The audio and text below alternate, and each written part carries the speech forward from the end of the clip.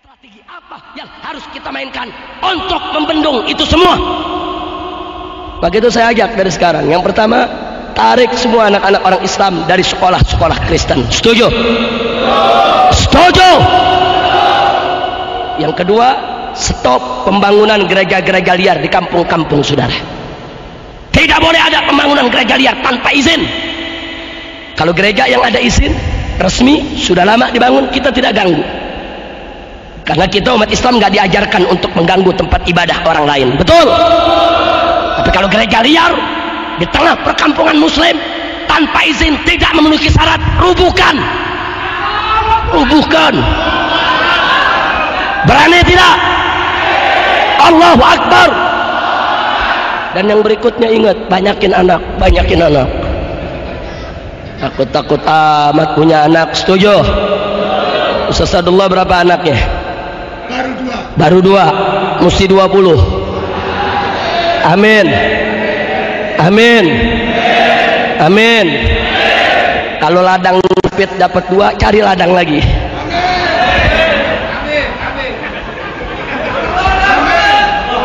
Pokoknya yang penting umat Islam jangan mau ditakut-takuti kalau punya anak banyak jadi melarat. Betul? Betul? Nah, kira-kira bagian pertama jelas tidak? Jelas tidak? Siap kita lawan kelicikan mereka. Siap kita lawan kelicikan mereka. Allahu Akbar. Sekarang yang kedua, saudara. Yang kedua, Amerika Serikat dan sekutunya tahu betul kalau negara Republik Indonesia adalah negara kaum muslimin yang teritorialnya paling luas di dunia, saudara. Dari Sabang sampai Merauke kita punya 3 waktu. Ada wilayah Indonesia Barat, Tengah, dan Timur. 3 waktu, saudara. 3 waktu. Kalau di Jakarta jam 7 pagi, itu yang namanya di Makassar sudah jam 8. Dan di Irian itu sudah jam 9. Satu negeri 3 waktu. Luar biasa negeri ini luasnya. Tidak ada di dunia satu pun negara Islam, bahkan negara bukan Islam, yang luasnya menandingi Indonesia, saudara. Masya Allah. Dulu yang menandingi kita Uni Soviet, tapi Uni Soviet sudah bubar, jadi negara-negara kecil. Tapi sekarang Indonesia ini negara kaum muslimin yang wilayahnya paling luas di dunia, sehingga Indonesia menjadi sangat potensial untuk bisa menjadi pusat pergerakan Islam internasional, saudara. Karena itu negara barat tidak ridho, tidak suka Indonesia luas. Lalu apa yang mereka lakukan? Mari kita lihat, saudara. Yang mereka lakukan adalah menghasut rakyat Indonesia di berbagai tempat agar mereka berontak. Mereka lakukan gerakan separatis agar mereka memerdekakan diri dari Indonesia. Makanya lihat gerakan RMS yang ada di Ambon sana, saudara. Sengaja mereka provokasi. Kau berontak, bikin tidak aman, kibarkan bendera, kau harus merdeka, jangan ikut Indonesia. Begitu juga Irian, gerakan Papua Merdeka, saudara. Mereka berikan senjata, mereka berikan modal, habis-habisan berontak. Yang penting merdeka dari Indonesia. Bahkan maaf, sampai Aceh pun tidak luput, saudara. Walaupun GAM Muslim sengaja diadu antara GAM dengan TNI, saudara. GAM Muslim, TNI yang dikirim juga Muslim. Mereka diadu agar mereka saling tulik, saling tembak, saling bunuh. Karena Amerika Serikat punya kepentingan, saudara. Kalau Aceh merdeka, Maluku merdeka, Irian merdeka, bagian-bagian lain merdeka, maka negara kesatuan Republik Indonesia akan porak-poranda, akan menjadi negara-negara kecil yang lemah, yang bisa dikendalikan oleh orang-orang kafir.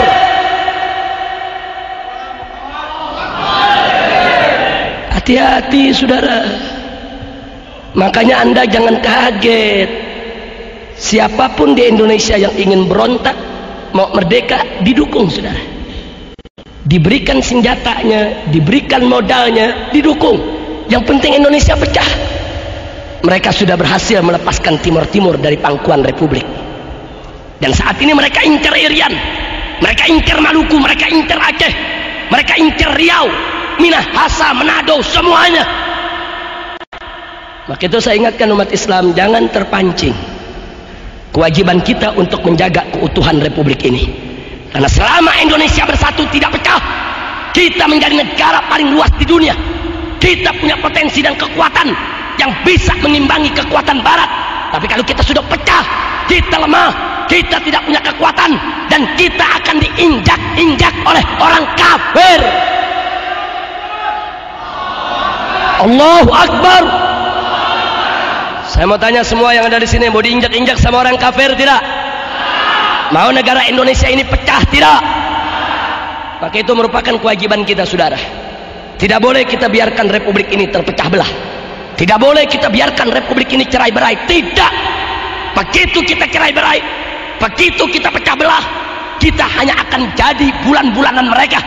Kita akan lebih dipermainkan oleh mereka. Kita akan diadu sesama kita.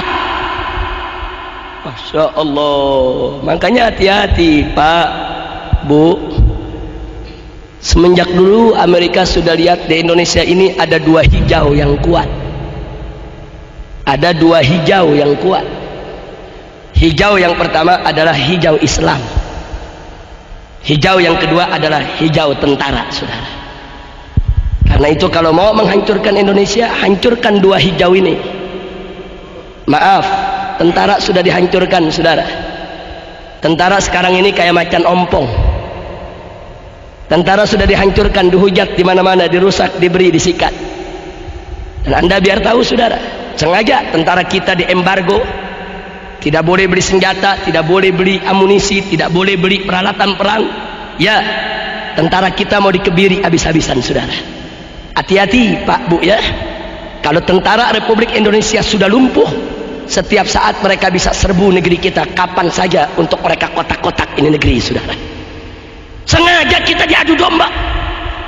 TNI kita diobok-obok, diacak-acak, dihancurkan. Memang TNI kita di masa lalu punya banyak dosa, saudara. Punya banyak kesalahan. Tapi jangan sampai kita lupa diri.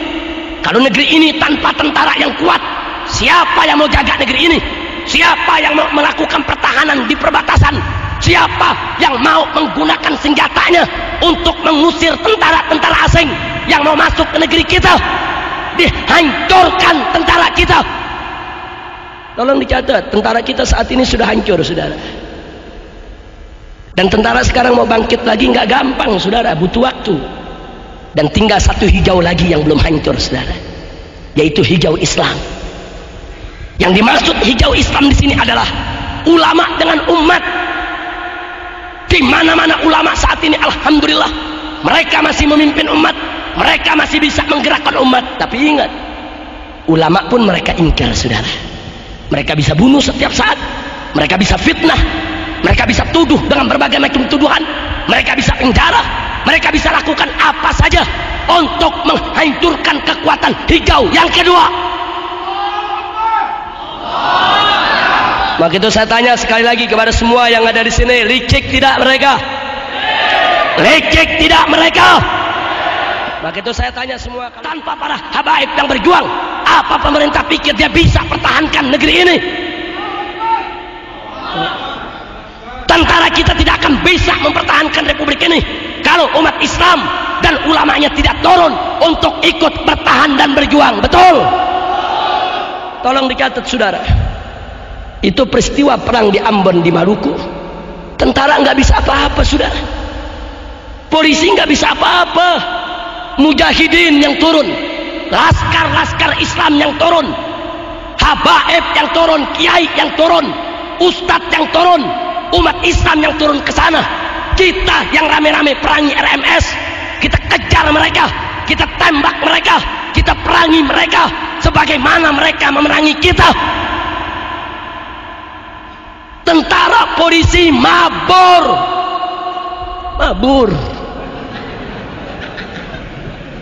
Di Pasuruan aja pada bisa megang kumis, saudara.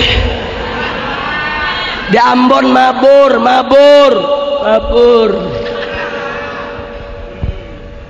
Loh, kenapa polisi dan tentara bisa mabur? Orang juga pecah kok. Polisi yang muslim dengan polisi yang Kristen saling tembak. Tentara yang muslim dan tentara Kristen saling tembak. Mereka sendiri kacau kok. Makanya saya ingatkan kepada pemerintah, jangan menuduh ulama sembarangan. Tanpa kehadiran mujahidin, tanpa kehadiran para laskar Islam di Ambon kemarin, dengan izin Allah, mungkin Maluku sudah lepas dari republik, saudara. RMS punya senjata lengkap, mereka punya senjata otomatis, tapi berhadapan dengan laskar-laskar Islam mereka tidak mampu. Mereka bantai pertama saudara kita, banyak kaum muslimin yang mati. 1 tahun kita digempur habis-habisan.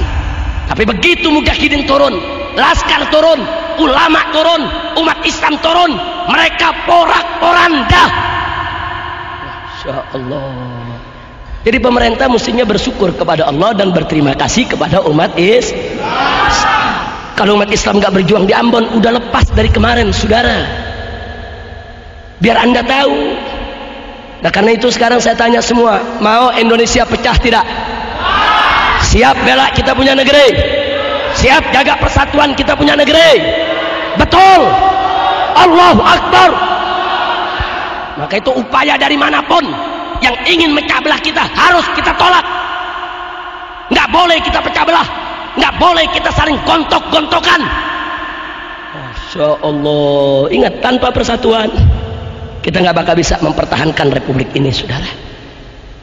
Kira-kira bagian yang kedua ini jelas tidak? Jadi saya ulangi secara singkat, bagian kedua, kita punya potensi negara kaum muslimin yang teritorial wilayahnya terluas di dunia. Amerika tidak suka, dia mau hancurkan ini. Bagaimana caranya? Dukung orang Indonesia yang mau berontak. Kalau perlu yang nggak mau berontak dibakar supaya mereka berontak, saudara. Nah, karena itu kita boleh protes pemerintah, kita boleh kritik pemerintah, tapi jangan kita lakukan pemberontakan, saudara. Karena begitu pemberontakan kita lakukan, itu yang mereka tunggu, saudara. Itu yang mereka inginkan. Dia mau hancurkan kita. Memang itu kepada tentara kita minta supaya mereka memperbaiki citra, bangkit kembali, jaga republik ini. Jangan diulangi dosa masa lalu. Betul. Kepada kepolisian juga begitu. Jangan mentang-mentang tentaranya udah mulai lumpuh, polisi kayak koboi. Ini dia nih, main tangkep sono, tangkep sini, larang sono, larang sini, koboi loh. Betul. Polisi juga berkewajiban untuk menjaga keutuhan Republik Indonesia. Insya kita masuk yang ketiga. Tadi saya katakan kita hanya sampai yang ketiga. Yang ketiga, saudara, tidak ada yang pungkiri negara Republik Indonesia dari segi kekayaan alamnya, hasil buminya, kekayaan hutannya luar biasa, melimpah, saudara. Kaya betul ini negeri, saudara. Bahkan pernah dikalkulasi, kalau kekayaan Indonesia diolah dengan baik, jangankan penduduk 200 juta, penduduk 1 miliar sekalipun, kita tidak akan miskin. Indonesia kaya. Dan tolong dicatat, apa yang kita nggak punya? Emas, bauksit, nikel, baja, uranium, batu bara, semua kita punya, saudara. Sampai uranium itu bahan baku untuk membuat tenaga nuklir, saudara. Indonesia penuh, tinggal kita olah, kita bisa punya nuklir, saudara. Amerika tahu kita kaya, saudara. Karena itu Amerika tidak izinkan Indonesia mengelola kekayaannya. Kita ditekan supaya kita tetap miskin, supaya kita tetap melarat, supaya kita tetap menderita, supaya kita tidak bisa mengelola kekayaan kita. Dimiskinkan. Masya Allah. Makanya Anda bisa lihat dari Sabang sampai Merauke, perusahaan-perusahaan minyak terbesar yang ada rata-rata milik Amerika dan sekutunya, saudara.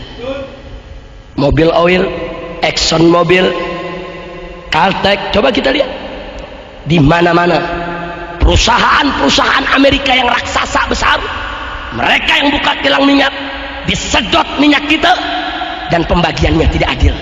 Kita cuma dikasih ampas, kita dibikin miskin. Makanya dari dulu Pak, dari beberapa tahun yang lalu Front Pembela Islam sudah menyerukan usir Amerika dari Indonesia. Kita nggak butuh bergantung kepada mereka. Kita bisa kaya kalau olah kekayaan kita. Kenapa kita harus mempertuhan Amerika? Dikit-dikit Amerika, dikit-dikit Amerika. Apa kita pikir Amerika akan membuat kita maju? Tidak. Walan tardu ankal yahudu walan nasara hatta tattabi'a millatahum. Amerika tidak akan pernah mau kita jaya. Tidak. Insya Allah. Jadi biar Anda tahu, kekayaan ini kita dikebiri habis-habisan. Minyak kita disedot habis-habisan, saudara. Belum emasnya dan kekayaan laut serta hutannya. Padahal kalau dikelola dengan baik, Indonesia jangankan 200 juta, 1 miliar penduduknya tidak miskin, saudara.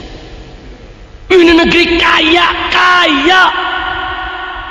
Tapi kita sengaja dimiskinkan. Nah, bagaimana solusinya? Solusinya kita mesti tolak kehadiran Amerika di sini. Tidak ada solusi lain, saudara. Nggak bisa kita selamatkan kekayaan alam kita kecuali musuh-musuh yang mengeruk kekayaan kita, yang menyedot minyak kita, usir dari republik ini. Kita bisa mandiri untuk bangun negeri kita sendiri. Betul? Insya Allah, saudara. Jangan bergantung kepada Amerika. Bukan kita yang butuh mereka, mereka yang butuh kita. Mereka keruk kekayaan kita, biadab. Jadi di sini kita tidak ada jalan lain kecuali terus dorong pemerintah, usir mereka dari republik ini, saudara. Ambil alih itu perusahaan semua, gunakan pengelolaannya untuk kemakmuran bangsa Indonesia. Insya Allah. Kira-kira jelas? Sekarang yang keempat. Ini yang keempat yang gak kalah pentingnya, saudara. Subhanallah, tabarakallah. Jeleknya Indonesia. Ternyata Indonesia saat ini boleh dikatakan negara kaum muslimin yang dakwahnya paling bebas di dunia, saudara. Kita mau bikin tablik akbar kapan saja. Kita mau bikin maulid di mana saja. Kita mau bikin pengajian suka hati kita. Mau di masjid, di musola, di jalanan, di pasar, di terminal, di stasiun, di mana saja. Kalau perlu jalan raya bisa kita tutup untuk tablik akbar. Betul? Itu Indonesia, saudara. Tapi kalau Anda berangkat ke negeri Islam lainnya, jangankan negara Arab, ke Malaysia, negara tetangga, Anda nggak bisa menggelar tablik sembarangan seperti di Indonesia, saudara. Di Malaysia ceramah mesti pakai surat izin mubalik. Biar Anda tahu, nggak gampang, saudara. Malaysia negara jiran. Apalagi di Saudi, bikin maulid ditangkap. Ya kenyataan kok. Coba lihat, bikin maulid dimusuhin, ditangkap. Orang bikin maulid sampai kayak penjahat. Coba lihat, Anda nggak dapat sebebas Indonesia, saudara. Ini kelebihan Indonesia. Jadi walaupun ada upaya-upaya dari oknum-oknum tertentu untuk mengebiri dakwah, untuk mengecilkan dakwah, untuk melarang-larang dakwah, tapi tetap sampai detik ini umat Islam masih bisa dengan bebas untuk mengadakan dakwah di mana-mana. Betul? Betul? Kebebasan ini bukan karena pemberian pemerintah, tidak. Tapi kebebasan ini adalah pemberian Allah, di mana karena umat Islam yang memperjuangkannya sejak dulu sampai sekarang. Karena mereka tidak mau didikte oleh pemerintah dalam soal dakwah tabligh. Tetap dari dulu, bahkan di zaman Orde Baru sekalipun yang kiai ulama ditangkapi, tetap dakwah semarak di mana-mana. Betul? Betul? Allahu Akbar. Sallu ala Nabi. Ini kelebihan Indonesia, saudara. Tapi jangan lupa, kelemahannya juga ada sisi negatifnya. Saking bebasnya, aliran sesat merajalela. Nah, ini negatifnya nih. Saking bebasnya saudara. Ada grup band dewa yang nginjek-nginjek nama Allah, saking bebasnya tuh. Ada Yusman Roy sholat pakai bahasa Indonesia, saking bebasnya saudara. Ada di Luwuk Sulawesi Tengah seseorang bapak namanya Tateng, ngaku nabi, dipanggil Nabi Tateng. Saya baru dengar ada Nabi Tateng. Besok ada Nabi Udin, Nabi Entong. Masya Allah, saking bebasnya saudara. Di Probolinggo ada aliran nggak bener lagi, betul? Betul. Saking bebasnya, sampai Inul goyang ngebor tiap malam. Kayaknya orang Pasuruan nih. Betul. Saking Inul goyang ngebor tiap hari, dibelain lagi sama Gus Dur. Betul? Betul. Saya tanya, yang belain Inul kemarin siapa? Siapa yang belain Inul? Siapa yang belain Inul? Yang nggak jawab anak buahnya Inul tuh. Siapa kemarin yang belain Inul? Terus yang belain grup band dewa, yang belain Yusman Roy sholat pakai bahasa Indonesia, siapa? Dia lagi. Inna lillahi wa inna ilaihi rajiun. Ini saking bebasnya saudara. Masya Allah. Saudara, saya potong sedikit. Tadi udah dijelasin nama Ustaz. Nama Allah boleh gak diinjak-injak? Boleh tidak? Boleh tidak? Allah berfirman dalam Al-Quranul Karim, faqala ta'ala sabbihisma rabbikal a'la, sucikanlah nama Tuhanmu yang maha tinggi. Nabi kita tercinta Sayyidina Muhammad sallallahu alaihi wasallam, dalam satu hadis sahih, dalam satu riwayat disebutkan, tatkala beliau mau masuk ke kamar mandi, beliau punya cincin dicopot dulu saudara. Cincin Nabi dicopot, ditaruh di luar, baru Nabi masuk kamar mandi saudara. Kenapa? Karena di cincin Nabi ada nama Allah. Coba lihat. Sekarang nama Allah dibikin di karpet, diinjek-injek sama anak muda, lagunya lagu rock lagi. Udah gitu vokalisnya bukan Islam, kafir. Biadab tidak? Biadab tidak? Kita kasih tahu sama dia, kau salah. Itu lambang yang kau pakai, kaligrafi bertuliskan Allah. Kalau kau tidak tahu, kita kasih tahu. Ini buktinya, buku-buku kaligrafi. Kita hadirkan ahli kaligrafi. Nah, kau sudah terlanjur injak-injak 1 jam lebih di TV langsung. Kita punya rekamannya. Nah, sekarang kau minta maaf kepada umat. Kalau kau khilaf, itu yang pertama, insya Allah umat akan memaafkan, betul? Nah, yang kedua, kau jangan pakai lagi tuh kaligrafi bertuliskan Allah untuk dunia musikmu, betul? Supaya di kemudian hari jangan sampai terulang. Kita udah kasih tahu, tobat, minta ampun kepada Allah. Bukan dia tobat, ngelapor ke Gus Dur. Ya Allah, dia datang, dia tanya Gus Dur, Gus, ini tulisan Allah bukannya? Mana dia tahu?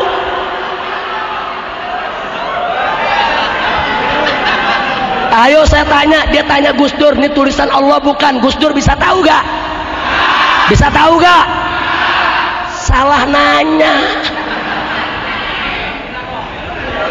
Mestinya kan yang nanya Kiai Sadullah, betul? Pak Kiai ditanya ya tahu. Saudara nggak usah kaget kalau Gus Dur kita maklumi. Maaf. andai kata Inul goyang ngebor tanpa pakaian bugil depan Gus Dur nggak dosa. Lo betul kok. Dosa gak? Gus Durnya dosa gak? Tapi saya tanya, kalau Inul goyang ngebor bugil tanpa busana depan ente, dosa gak? Dosa gak? Kenapa dosa? Lu tahu. Nah, jadi hukumnya beda. Buat Gus Dur sama buat kita beda. Betul? Oke, minta bantuan Gus Dur. Gus Dur pakai ngebelain lagi. Iya. Udah gitu pakai ngomong di TV. Itu Habib Rizik umatnya mana? Iya. Dia pikir dia doang kali yang punya umat. Sekarang saya tanya, andai kata saya bawa umat 1 juta, 2 juta, 5 juta ke depan Gus Dur, emang dia tahu? Saya bawa tuh umat, Gus, nih umat saya 5 juta, mana? Betul? Betul? Bukan lu aja yang bisa ngomong, gue juga bisa ngomong seenaknya pakai ngaku. Umat saya di belakang jutaan. Nah, muktamar NU kemarin nggak ada yang pilih lu. Saya tanya, kemarin kepilih dia? Kepilih tidak? NU udah ninggal. Pakai belagu, pakai mengebelain. Saudara, maaf. Kemarin waktu dia belain Inul, saya lihat udah mengelap. Tapi nggak bisa ngomong apa-apa ya, lagi di penjara. Kita di penjara lihat TV, Inul dibelain Gus Dur, ya Allah. Nah sekarang Gus Dur mau ngebelain, gue nggak di penjara, gue di luar. Nggak bisa, saudara. Saya bicara begini, kita tidak mau melawan Gus Dur, bukan kurang ajar dengan Gus Dur menjelekkan dia, tidak. Tapi yang hak harus dikatakan hak, yang batil harus dikatakan batil. Demi Allah, andai kata Gus Dur di jalan Allah istiqomah, lurus, saya sumpah cium tangan Gus Dur, saya siap, saudara. Tapi kalau Gus Dur coba-coba bela maksiat, bela kemunkaran, demi Allah, jangankan 1 Gus Dur, 1000, 1 juta Gus Dur pun akan kita lawan untuk membela Allah. Allahu Akbar, Allahu Akbar. Masya Allah. Saya tanya semua yang hadir sini, nama Allah diinjak-injak boleh tidak? Boleh tidak? Boleh tidak? Jadi kalau grup band Dewa nginjak-injak dosa tidak? Salah tidak? Tuntut jangan. Tuntut jangan. Tuntut jangan. Taib, andai kata grup band Dewa dibelain sama Gus Dur, lawan terus jangan. Lawan terus jangan. Ya, bukan lu aja yang maju tak gentar, gua maju tak gemetar. Pusing-pusing amat, kira-kira jelas tidak? Nah, akhirnya Dewa begitu lihat 1000 Gus Dur mau dilawan, jadi Dewa mabok dia. Begitu jadi Dewa mabok, celeng, dia minta bantuan Profesor Dr. Quraisy. Dia minta bantuan, saudara. Saya diserbu sama wartawan, Habib, apa masih mau nuntut ini? Saya bilang, kenapa? Sekarang grup band Dewa udah dibela, bela Gus Dur, Profesor Doktor, MUI. Apa Habib masih mau lawan? Profesor ini, Beb, Profesor. Ya artinya kan cuman dia nggak ngomong, Habib kan bukan profesor. Cuman dia nggak ngomong begitu. Apa Habib mau lawan? Profesor nih, Beb, Profesor. Yang ngebelain nggak tanggung-tanggung, Profesor Dr. Quraisy, Profesor Din Samsudin, Sekretaris Umum MUI. Saya bilang, saya jawab, Mas, begini Mas ya, kita kalau sakit gigi datang ke dokter gigi, walaupun dokter giginya bukan profesor. Betul? Jangan ente sakit gigi datang ke dokter kandungan, walaupun tuh dokter kandungan profesor. Ente sakit gigi datang ke profesor kandungan, dibikin beranak ente. Betul? Betul? Jadi orang kalau sakit gigi cukup ke dokter gigi.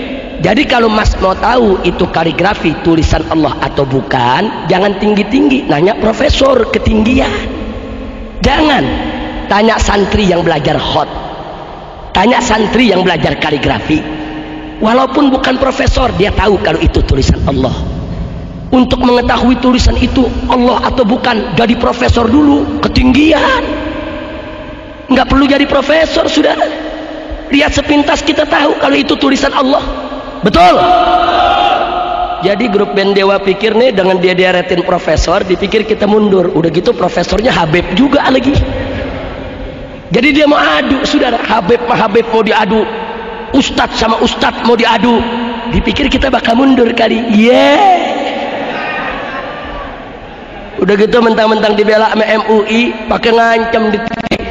Kami akan tuntut balik Mas Rizik.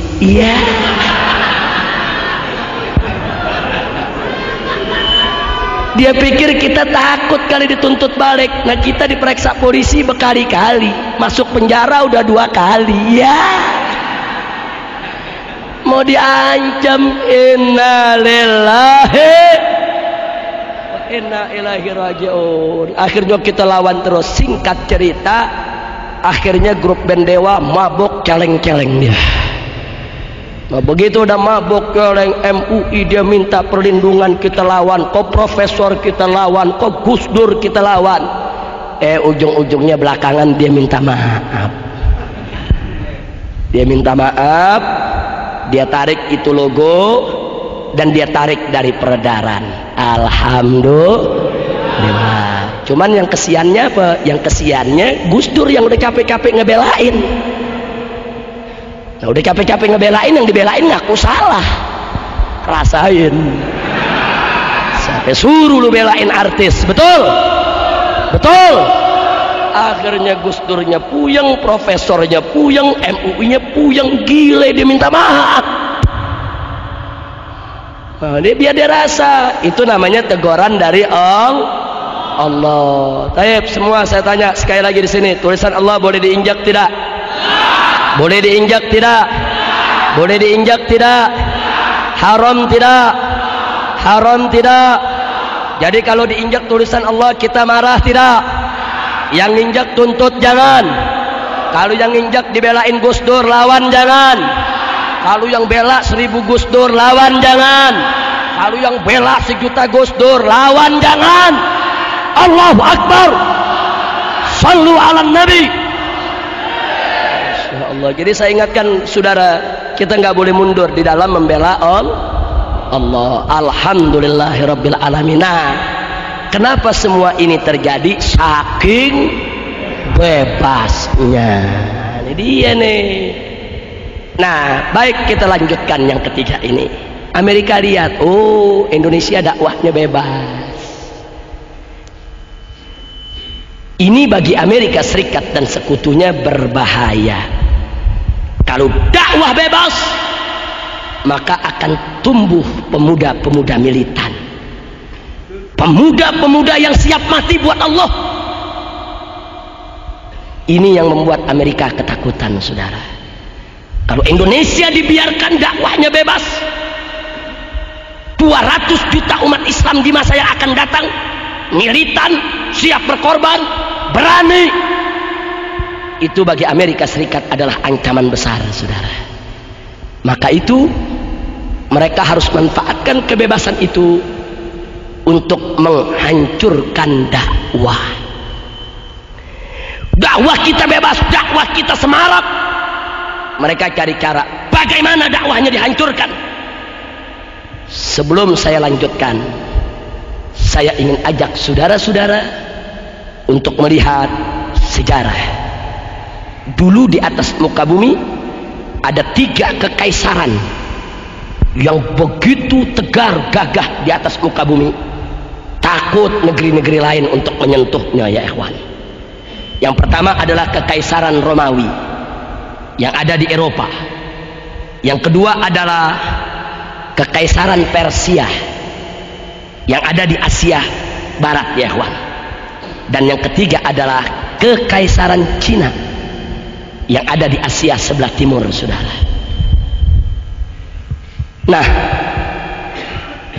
kekaisaran Persia dengan izin Allah tumbang di bawah telapak kaki Sayyidina Umar ibn Khattab radhiyallahu taala anhu.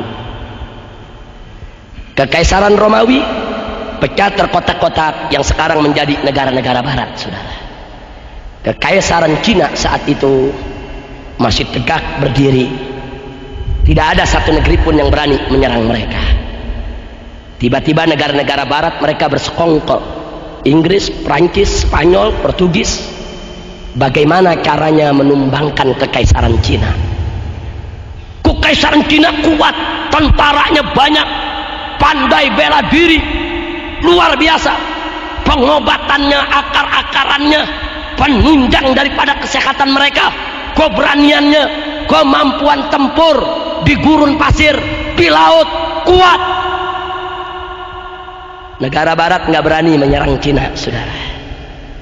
Lalu apa yang mereka lakukan? Mereka buka hubungan dagang dengan Cina. Mereka dagang dengan Cina. Begitu mereka dagang dengan Cina, mereka masuk ke Cina, mereka pelajari apa yang ada di dalam negeri Cina. Akhirnya mereka dapat cara, mereka masukkan secara besar-besaran ke daratan Cina apa yang disebut candu, saudara. Candu yang bikin orang mabok, kalau kayak kita zaman sekarang ini narkoba, narkotik, dimasukkan oleh mereka, dijual murah, bahkan untuk rakyat kadang-kadang diberikan gratis, apalagi untuk tentara, saudara. Tentara Cina diberikan, diundang, dibuat pesta candu. Candu itu daya rangsangnya cepat. Sekali orang isap ingin 2 kali. 2 kali diusap, dia akan kecanduan, saudara. Cepat betul daya rangsangnya. Akhirnya jenderal-jenderal Cina, prajurit-prajurit Cina diajak bercandu ria. Bahkan dijanjikan keuntungan besar untuk jadi agen-agen candu, untuk diberikan kepada rakyat banyak, saudara. Bertahun-tahun mereka diracuni dengan candu. Begitu sudah keracunan candu, tahu apa yang terjadi? Tentara Cina kalau sudah nagih candu, gemeter badannya, lemes dengkulnya, megang senjata nggak kuat, saudara. Jangankan perang, angkat senjata tidak mampu. Dia harus kena candu dulu, hisap candu dulu, baru tenaganya pulih lagi, saudara. Begitu mereka sudah keracunan candu, candu di stop oleh Inggris dan Prancis, saudara. Tentara kewalahan, kalang kabut, mereka ketagihan, datang saatnya mereka kayak orang gila, nggak bisa perang, candu ditiadakan. Begitu kondisi sudah seperti itu, tentara Inggris dan Prancis masuk ke Cina. Hanya beberapa hari Cina direbut, kaisarnya ditawan, saudara. Masya Allah, ini yang disebut perang candu. Saya tanya, licik tidak? Licik tidak? Hati-hati hadirin. Saat ini Amerika Serikat dan sekutu memainkan strategi yang sama. Dulu Inggris memasukkan candu, dirusak dulu moral tentara dan rakyat, baru mereka rebut. Saat ini mereka masukkan ke Indonesia bukan candu saja, VCD porno, obat-obatan terlarang, ecstasy, drug, narkoba, narkotik, heroin, opium, macam-macam mereka masukkan ke negeri kita. Dia rusak kita punya negeri. Masya Allah, hati-hati, saudara. Dulu Inggris menjadikan candu sebagai senjata perang. Sekarang Amerika Serikat menjadikan segala bentuk kemaksiatan di Indonesia sebagai senjata perang. Mereka menghancurkan moral bangsa kita. Makanya Anda bisa lihat bagaimana VCD porno dijual di pasar-pasar. Sekeping bisa 2.000 rupiah. Dia jual murah. Kenapa dijual murah? Supaya orang miskin bisa beli. Masya Allah. Dan mereka berhasil, saudara. Di mana-mana anak kecil, orang dewasa nonton VCD porno, usai nonton VCD porno, coba kita lihat bapak perkosa anak kandungnya, paman perkosa keponakannya, kakek perkosa cucunya, kakak perkosa adiknya. Biadab. Bahkan ada seorang pemuda setelah menonton VCD porno, dia perkosa ibu kandungnya sendiri. Masya Allah, mereka berhasil, saudara. Mereka tembak kita dengan nuklir maksiat. Mereka hantam kita dengan rudal-rudal kemungkaran. Mereka kirim VCD porno, dikonsumsi oleh masyarakat kita, ditonton, dinikmati. Mereka rusak, tatanan moral kita hancur, saudara. Dan terbukti sekarang ini umat Islam di mana-mana hancur lebur. Mereka punya akhlak dan moral, saudara. Inna lillahi wa inna ilaihi raji'un. Makanya jangan salah paham, Pak. Kalau laskar FPI di mana-mana, kalau mereka lagi razia hantam gudang VCD porno, saat mereka pegang kepingan VCD porno, yang mereka lihat ini bukan VCD porno, tapi ini adalah senjata perang yang digunakan oleh musuh untuk menghancurkan kita. Makanya hancurkan, bakar. Kita bicara perang, saudara. Allahu Akbar. Allahu Akbar. Insya Allah. Kita bicara perang. Mereka tembak kita dengan VCD porno, dengan narkoba, dengan minuman keras. Maka itu laskar kita kalau lihat itu semua. Ini senjata kafir, ini senjata musuh, ini amunisi negara-negara barat untuk menghancurkan akhlak kita. Perang harus dijawab dengan perang. Makanya saudara, makanya jangan kaget. Makanya jangan kaget kalau laskar kami lihat ada tempat maksiat macam itu, mereka hancurkan, mereka bakar, saudara. Ini perang. Ini bukan kemungkaran biasa. Ini bukan kemungkaran perorangan. Kalau kemungkaran pribadi, perorangan, cukup kita nasihati saudara kita, saudara. Tapi ini kemungkaran tersistem, terkoordinasi dengan demikian rapi, dijadikan senjata perang. Belajar dari perang Kandu di Cina. Masya Allah, hati-hati, saudara. Maka itu saya mau tanya semua yang ada di sini, mau dihancurkan moral kita? Mau dihancurkan akhlak kita? Jadi kalau Amerika sudah menghantam kita dengan rudal-rudal maksiat, mereka perangi kita, siap jawab dengan perang juga. Siap perang lawan maksiat, siap perang lawan kemungkaran. Hancurkan tempat maksiat di mana saja berada. Itu posko mereka, itu markas musuh yang mereka menghancurkan tatanan kehidupan umat Islam di Indonesia. Masya Allah, nggak sampai di situ, saudara. Mereka lihat bahwa dakwah di Indonesia bebas, banyak kiai-kiai yang cerdas, didengar suaranya oleh umat. Mereka bikin strategi lain, saudara. Tahu strategi apa yang mereka ambil? Kali ini bukan maksiat. Mereka datang ke pondok-pondok pesantren NU dan Muhammadiyah. Kenapa NU dan Muhammadiyah? Karena NU dan Muhammadiyah adalah ormas besar Islam di Indonesia. Alhamdulillah. Alhamdulillah. Untuk apa mereka datang? Duta besar Amerika Serikat, duta besar Inggris, datang ke pondok-pondok pesantren NU dan pondok-pondok pesantren Muhammadiyah serta yang lainnya. Mereka cari mana santri-santri yang cerdas. Kalau mereka dapat santri yang cerdas, pintar, mereka kasih beasiswa untuk belajar Islam di Amerika, saudara. Mereka biayai untuk mengambil sarjana keislaman di Amerika atau di Inggris, saudara. Dan ini sudah berjalan sejak 20 tahun yang lalu. Begitu sampai di sana mereka didik, mereka kasih tempat, mereka kasih rumah, mereka kasih makanan, mereka kasih beasiswa, dididik. Mereka belajar tafsir kepada profesor Yahudi. Mereka belajar hadis kepada profesor Nasrani. Jadi mereka belajar Islam dari tangan orang-orang kafir.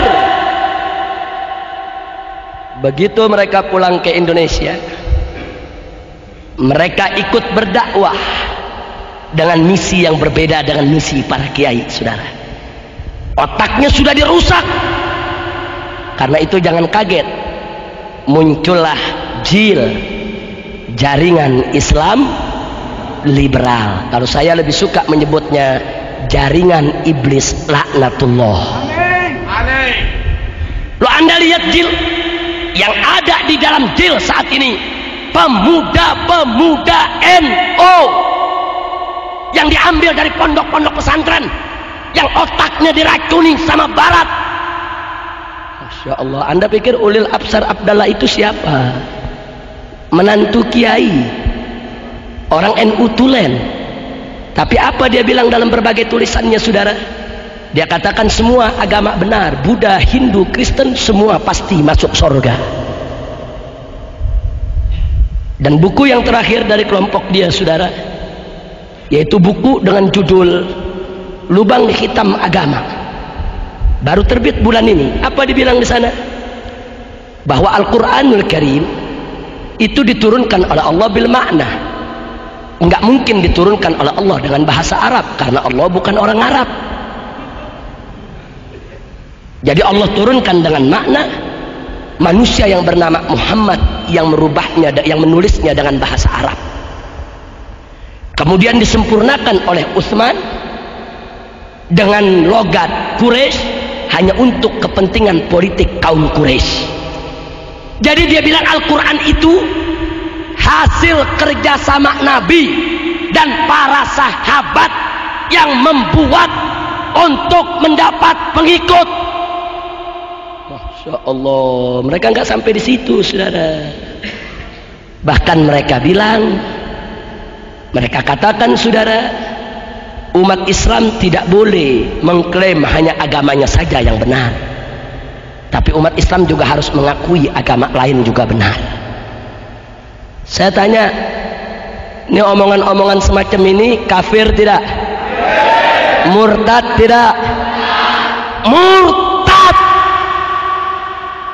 Tapi siapa yang bela mereka saat ini? Lagi-lagi Gus Dur. Coba lihat. Saya punya bukunya, ada di mobil, saudara. Buku Lubang Hitam Agama. Di cover belakang Gus Dur yang kasih sambutan, saudara. Coba kita lihat. Jadi negara barat nggak diam sampai di situ, saudara. Diracuni otak kaum muslimin dengan pemikiran-pemikiran pluralisme, liberalisme yang semuanya untuk merusak akidah. Dan mereka berhasil.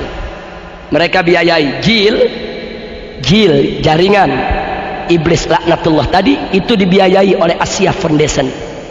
Asia Foundation satu lembaga keuangan yang didukung oleh Bank Dunia. Coba kita lihat, didukung 1,4 miliar untuk operasional 1 tahun, saudara. Belum operasional bulanan, dibiayai, rusak akidah umat. Nah, maka itu kalau kita sudah tahu begitu, itulah strategi mereka, saudara. Mereka tahu di Indonesia dakwah bebas. Kalau dakwah bebas nanti umat Islam kesadaran beragamanya tinggi. Sebelum itu terjadi, bebaskan juga maksiatnya. Hancurkan dulu moral mereka dan sebarkan ajaran-ajaran sesat di Indonesia. Bahkan ajarkan doktor-doktor, profesor-profesor yang sekuler, yang anti syariat Islam, yang dididik oleh barat, dukung biar mereka bicara sebebas-bebasnya. Makanya Anda lihat mereka tiap hari tampil di TV. Tapi kiai-kiai yang istiqomah mana diberi waktu untuk tampil, saudara, untuk menanggapi pendapat mereka? Tidak ada. Nah, maka itu kita mesti punya solusi. Kalau kita sudah tahu itu strategi mereka, maka solusi yang pertama, satu, stop jangan maksiat, saudara. Mulai dari diri kita. Maaf, kalau Anda beli VCD porno atau Anda beli narkoba, berarti Anda sudah ikut nyumbang persenjataan musuh untuk menghancurkan umat Islam Indonesia. Allah, hati-hati. Mulai dari diri sendiri, stop maksiat. Yang kedua, kita mulai dari lingkungan kita. Di mana kita dapatkan peralatan maksiat yang jadi senjata perang musuh? Apakah minuman keras? Apakah VCD porno? Apakah narkoba dan lain sebagainya? Musnahkan. Jadi kalau Anda lihat ada sarang judi, itu posko Amerika, saudara. Kalau Anda lihat ada sarang pelacuran, itu posko Amerika, saudara. Kalau Anda lihat ada bandar togel, itu agen Amerika, saudara. Mereka gunakan tangan-tangan orang Islam untuk mereka jadikan sebagai ujung tombak mereka dalam meledakkan senjata yang mereka kirim ke Republik ini. Tinggal tunggu saatnya. Begitu moral kita sudah rusak, saya yakin mereka akan ambil alih ini negeri, saudara. Pergi seperti kina ditumbangkan.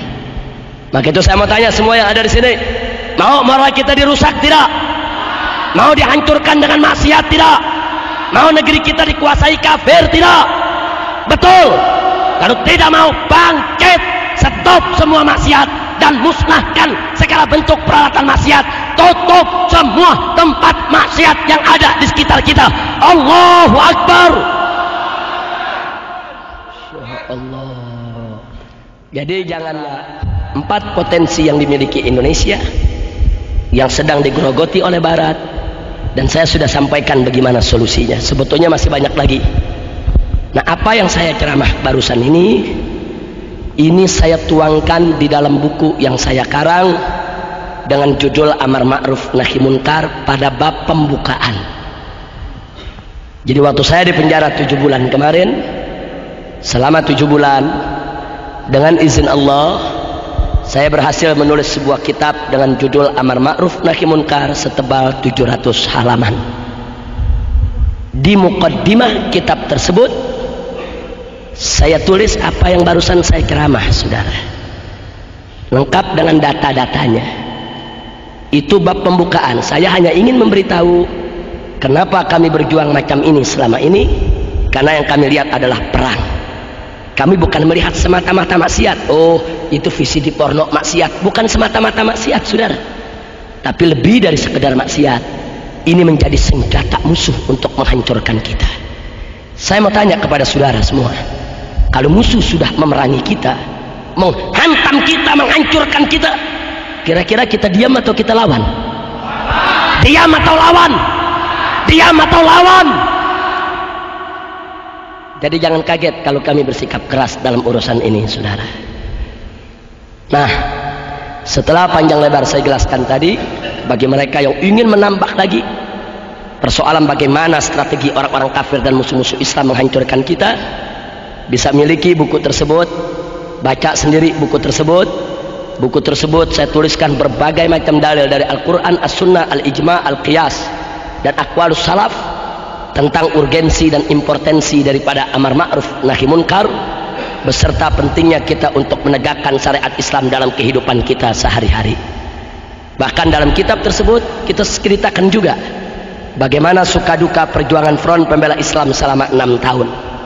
Siapa saja Habib dan Kiai di Front Pembela Islam yang selama 6 tahun ini diculik, dianiaya, diserbu rumahnya, dijarah, dibakar, ditembak, dipenjara, dibunuh, semua kita ceritakan dalam kitab tersebut, saudara. Kapan kejadiannya, di mana, siapa namanya, dan apa sebabnya, dan bagaimana cara kami mengatasinya.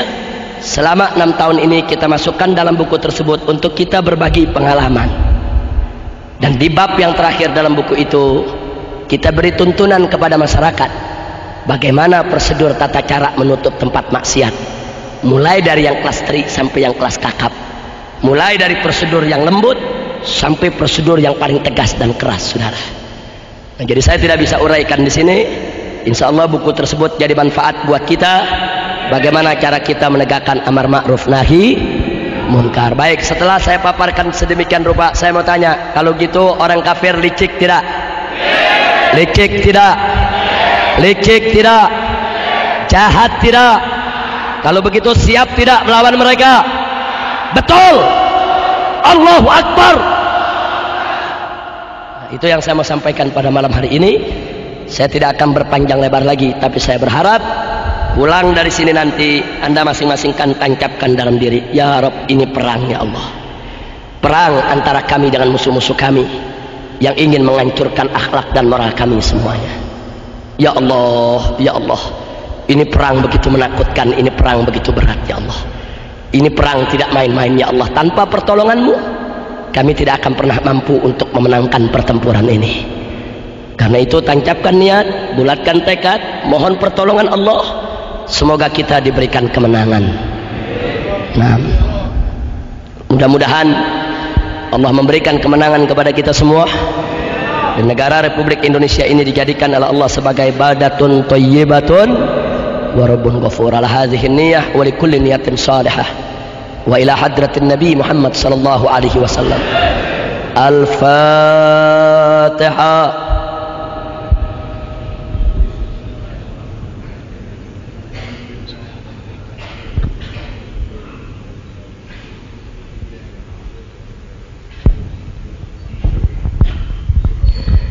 Ya Rasulullah, salamun alaik, ya Rafiq.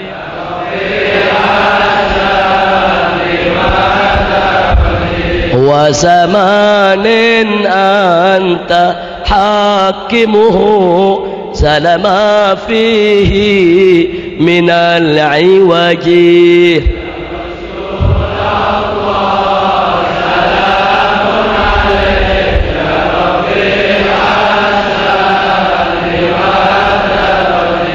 ومريض أنت عائده قد أتاه الله بالفرج.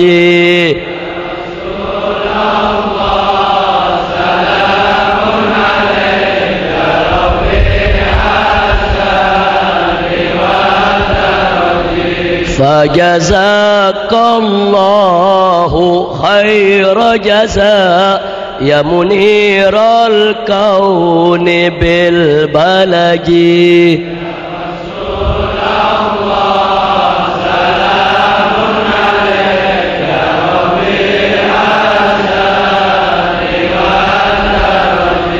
فجزاك الله خير جزاء يا منير الكون بالبلج.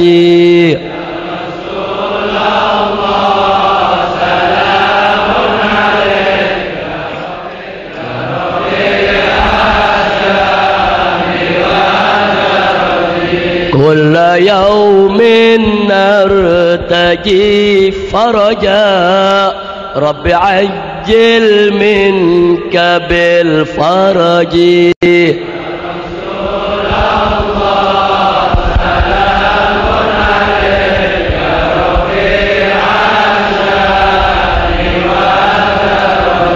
يا رسول الله سلام عليك يا رفيع الشان والدرج.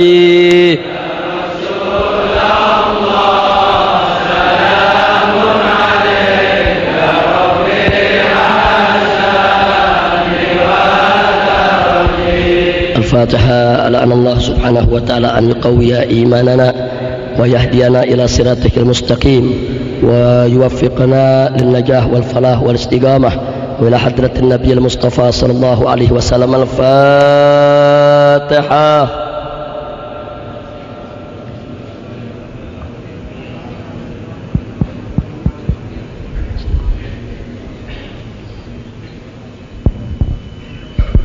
اللهم بأنوار الفاتحة وأسرار الفاتحة وبحق من أنزلت عليك سورة الفاتحة حبيبك نبينا محمد صلى الله عليه وآله وصحبه وسلم تسليما كثيرا.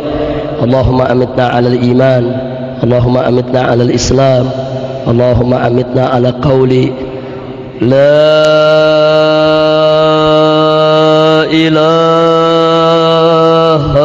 إلا الله.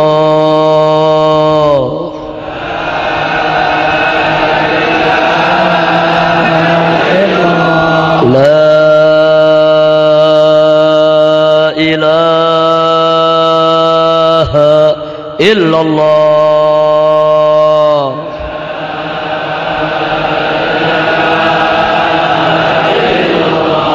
La ilaha illallah.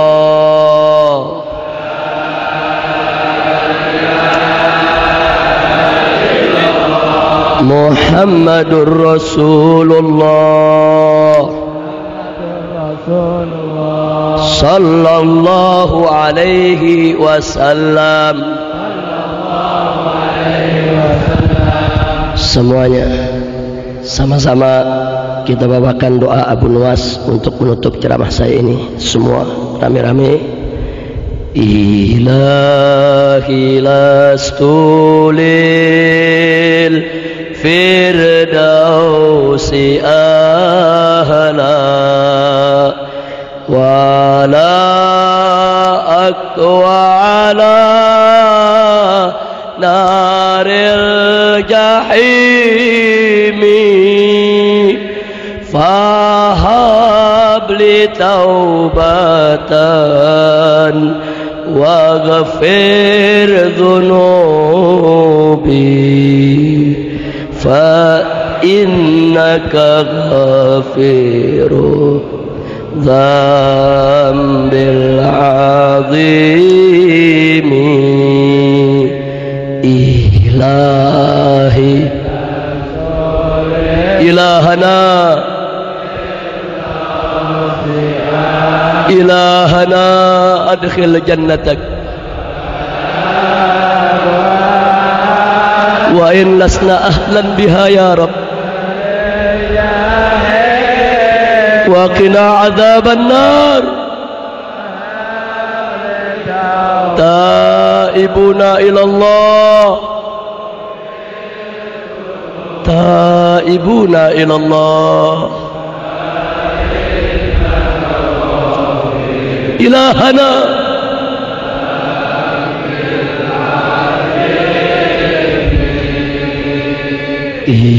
ilahi ilahana taqabbal minna du'aana wa la takhayyib raja'ana wa la taqta' munana wa balligh maqasidana waghfir lana dhunubana wa yassir lana umurana ilahana ya ilahal alamin dzambil azimi ilahi Allahumma ya man qala ud'uni astajib lakum Allahumma ya man qala ujibu da'wata da'i idza da'an inna da'awnaka ya Allah kama amartana astajib lana du'ana hadha kama wa'adtana innaka la tukhliful mi'ad innaka la tukhliful mi'ad ya Rabb ya Rabb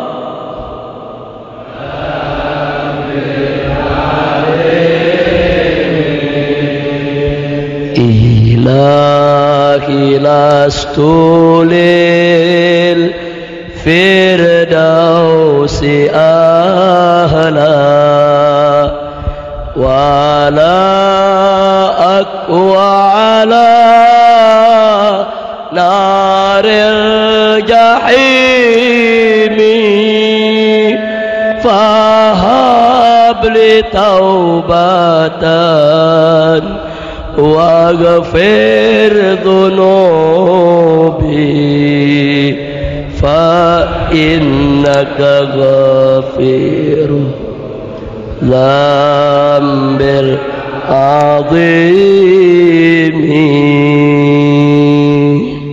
Rabbana taqabbal minna innaka antas samiul alim wa tub alaina innaka antat tawwabur rahim wa sallallahu ala sayyidina Muhammad وعلى آل سيدنا محمد وعلى أصحاب سيدنا محمد وعلى أتباع سيدنا محمد وعلى أمة سيدنا محمد بفضل سبحان ربك رب العزة عما يصفون وسلام على المرسلين والحمد لله رب العالمين بسر الفاتحة.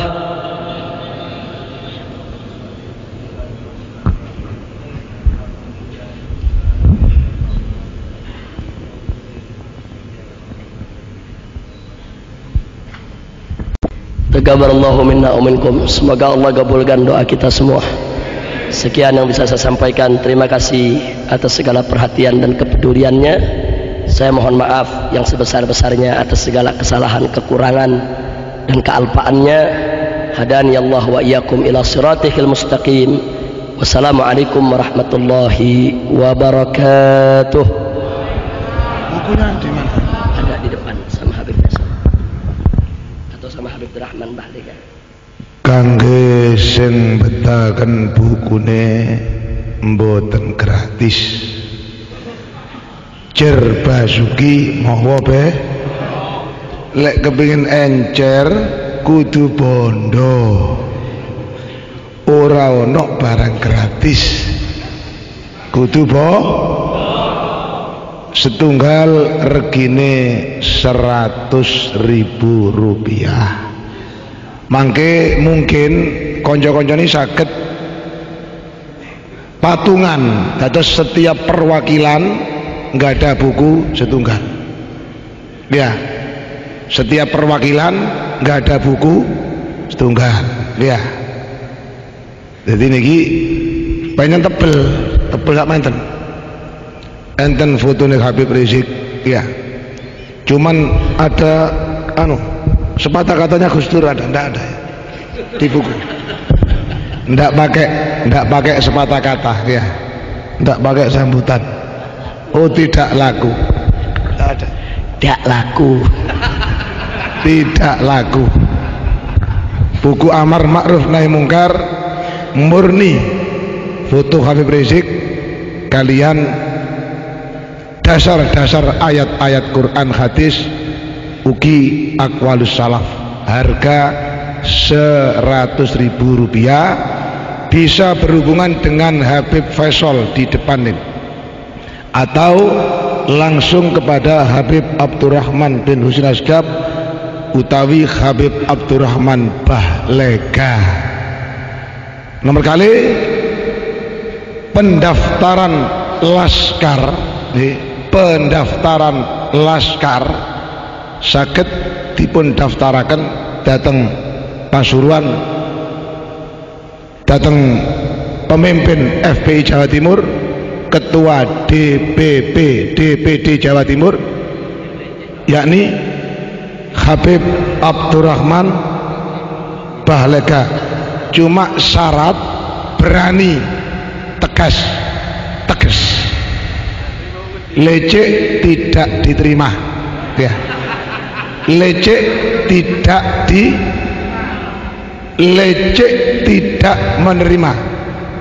menerima pendaftaran GL, generasi lecek, ndak berani, ndak oleh.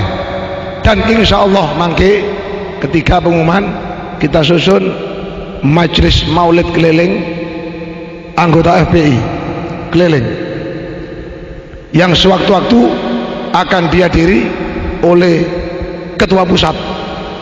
Apabila diperlukan bisa di perwakilan mana yang ketempatan. Jadi umpamanya ada di Bojonegoro, semua perwakilan Jawa Timur berbondong-bondong ke Bojonegoro. Amerika tambah muni FPI. Loh, mari dihukum tambah beludak ya, habis dihukum tambah beludak lah. Nanti di Probolinggo, Jember, Banyuwangi, atau nanti Seragen ya. Jadi perwakilan kita siap untuk konvoi dalam rangka Maulid Nabi Muhammad SAW, sekaligus memahamkan masyarakat tentang FPI melalui Maulid. Dan ini paham nggih? Jadi 3 pengumuman. Yang terakhir, pengumuman yang masuk pada meja redaksi, besok Rebuan di Jurang Pelen, Kecamatan Gempol. Dan Habib Rizik besok pagi ada pertemuan di Tuban, terus dakwah di Lamongan, Belimbing, Berondong, Lamongan, Kota Soto, terus melanjutkan ke Bangkalan ya, dan seterusnya sesuai dengan jadwal.